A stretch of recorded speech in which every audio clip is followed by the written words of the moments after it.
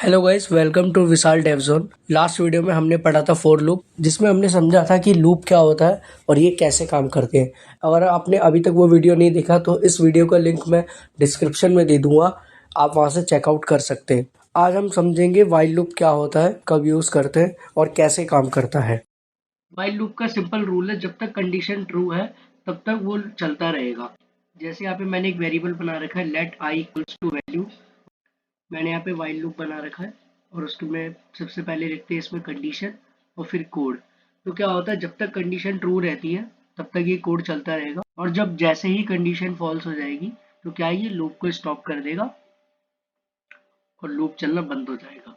इसका फ्लो ऐसे है, पहले कंडीशन चेक होगी, अगर वो ट्रू होगा तो कोड रन होगा, फिर वही रिपीट चलेगा, और जब कंडीशन ट्रू होगी तो वो स्टॉप हो जाएगा।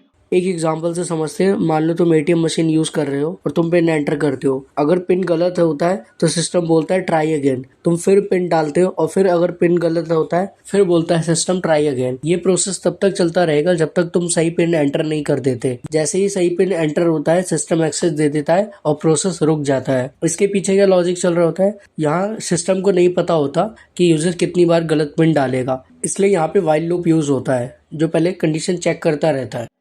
मैंने यहाँ पे एक वेरिएबल बना रखा है, लेट काउंट इक्वल्स टू 1, और फिर मैंने व्हाइल लूप लिख रखा है। तो मैंने लिखा है पहले व्हाइल, इसका सिंटैक्स ऐसे, फिर लिखते कंडीशन, फिर कोड, और फिर मैंने लिख रखा है काउंट प्लस प्लस। अब यहाँ पे क्या हो रहा है, एक काउंट नाम का वेरिएबल है जिसकी वैल्यू 1 है। यहाँ पे हम चेक कर रहे हैं कि क्या जो काउंट है वो 5 से छोटा है, और जब तक काउंट 5 से छोटा है तो ये लूप चलता रहेगा।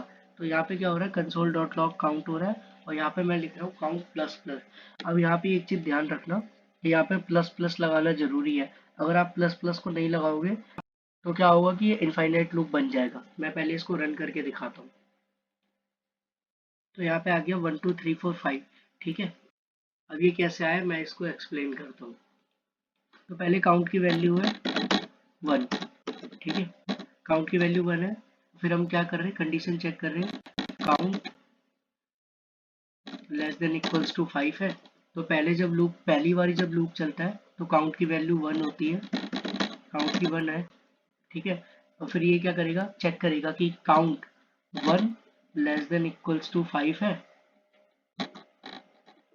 तो हाँ, 1 लेस देन इक्वल्स टू 5 है, तो क्या करेगा, इसको काउंट को इंक्रीमेंट कर देगा। फिर चेक करेगा 2 लेस देन इक्वल्स टू 5 है, ठीक है। तो देखेगा हाँ 2 भी लेस देन इक्वल्स टू 5 है, तो फिर ये क्या करेगा, उसको इंक्रीमेंट कर देगा। फिर चेक करेगा 3 लेस देन इक्वल्स टू 5 है, तो 3 भी लेस देन इक्वल्स टू 5 है, फिर उसको भी इंक्रीमेंट कर देगा। फिर चेक करेगा 4 लेस देन इक्वल्स टू 5 है, sorry less than equals to 5 है, तो 4 भी है। फिर ये क्या करेगा, फिर इसको 5 कर देगा, तो फिर करेगा 5 लेस देन इक्वल्स टू 5 है, तो यहाँ पे कंडीशन ट्रू है। तो यहाँ पे क्या है कि 5 बराबर है 5 के, और फिर एक रो बार लूप चलेगा, फिर क्या करेगा 6 लेस देन इक्वल्स टू 5 है। तो यहाँ पे क्या होगा, कंडीशन फॉल्स हो जाएगी क्योंकि 6 लेस देन इक्वल्स टू 5 है ही नहीं, 5 से बड़ा है 6।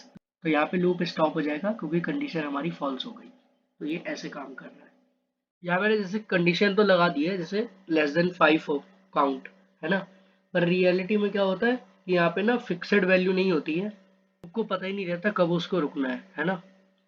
तो इसलिए मैंने आपको एग्जांपल देने के लिए यहाँ पे 5 लिखा है।